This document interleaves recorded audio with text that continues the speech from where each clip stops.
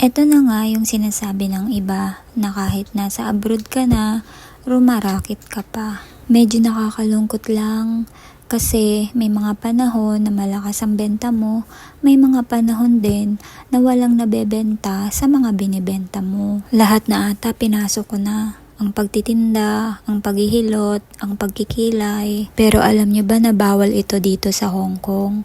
Pero dahil nga nangangailangan tayo, sumusubok-subok pa rin. Pero andun pa rin yung pag-iingat natin. Alam nyo ba na iniyakan ko na to minsan dahil nga bumili ako ng napakaraming item tapos wala man lang nabenta ni isa sa mga item na ibinebenta ko. Sobrang nalugmok ako ng mga panahon na yun pero sabi ko nga hanggat merong pag-asa, ilaban natin. Ang hirap maging mahirap, no?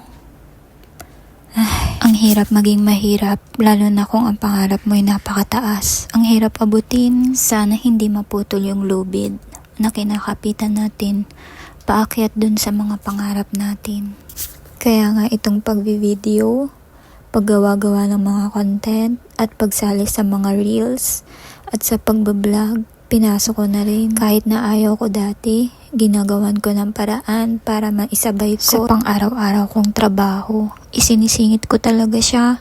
Madalas pa nga na nakakalimutan kong kumain. Makagawa lang talaga ako ng mga content na pwede kong i-upload. Nagbabaka sakali, kahit nakakahiya, kahit marami sa inyo, yung tipong ayaw kang makita sa screen, or ayaw kang mapanood, or ayaw kang marinig kasi OA ka na. Pero ginagawa pa rin ng paraan, sumusubok na baka balang araw, magkaroon din ng magandang bunga yung pagsisikap at paghihirap kagaya ng iba.